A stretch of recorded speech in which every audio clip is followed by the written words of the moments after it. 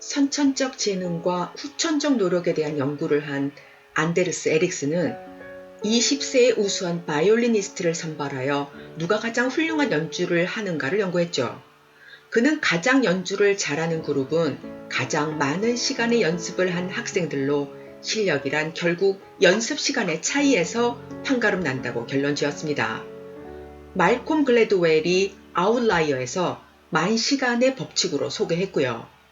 오늘은 음악 천재들의 노력에 대해서 이야기해 보겠습니다.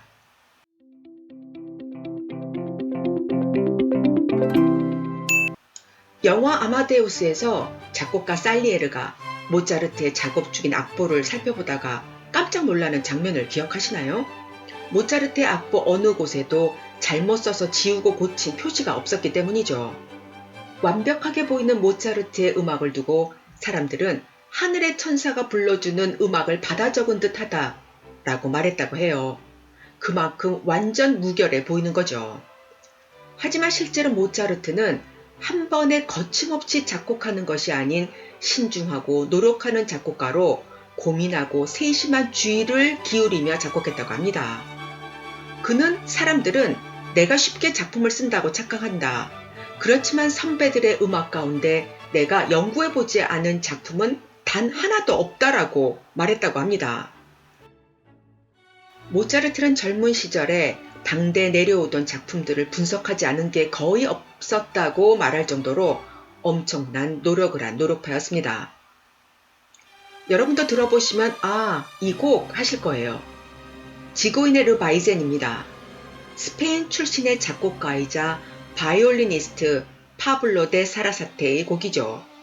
10살 때 스페인 이사벨라 여왕 앞에서 연주하고 여왕으로부터 스트라디바리우스 명품 바이올린을 선물로 받았다고 하는군요.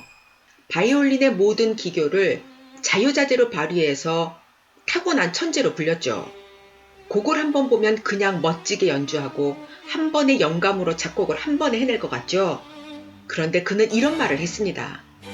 37년간 하루 14시간씩 바이올린 연습을 했는데 사람들은 나를 가리켜 천재라고 부른다 라고 말입니다. 음악 비평가 어니스트 뉴먼은 다음과 같이 말했어요. 위대한 작곡가는 영감을 받아 작곡을 하는 것이 아니라 작곡을 시작하고 나서 영감을 받는다. 베토벤, 바그너, 모차르트, 바흐는 날마다 마음을 다잡고 눈앞의 일에 정성을 기울였다. 그들은 영감을 기다리느라 시간을 낭비하지 않는다라고 말했습니다. 어떤 일을 하든지 노력이 필요합니다. 주로 기성세대들이 신세대들에게 노력을 많이 강조하다 보니까 기성세대 전부를 싸잡아서 노력충이라고 비하하는 부류도 있다고 하더군요. 그래서 젊은이들은 자조적으로 노오력이라고 강조해서 말하죠. 노력을 한다고 해서 자신이 얻고자 하는 것을 반드시 얻는다는 보장이 있는 것은 아니고 때로는 노력이 무색하게 처참한 실패를 거둘 수도 있죠. 저는 천재들의 성공담을 근거로 다른 사람들에게도 같은 노력을 강요하고 싶진 않아요. 제가 많은 학생들을 만나보았지만 확실히 타고난 재능이 있고요. 노력도 실력입니다. 하지만 재능 없음을 비관하기보다 최소한 습관적으로 하는 일은 만들 수 있어요. 누구나요. 스타워즈, 조스, 해리포터의 주제곡으로 유명한 영화음악 작곡가 존 윌리엄스는 아침 일찍부터 좋든 싫든 날마다 곡을 쓰는 습관을 원칙으로 삼았다고 합니다. 그의 주옥 같은 영화음악 121편 이상은 꾸준한 노력의 결실이죠. 대부분의 사람들은 천재가 아니죠. 내 자신이 소질이 있다고 생각하는 분야가 있다면 여러분은 노력을 습관화해야 돼요. 하루 3시간씩 10년이 되어야 만시간의 법칙에 근접해지는 거죠. 그렇다고 해서 모두 뛰어난 전문가가 되는 건 아닙니다. 여러분 그거 아세요? 모차르트가 35세 전에 600곡을 작곡했다는 걸요. 베토벤은 650곡, 바흐는 1000곡을 작곡했어요.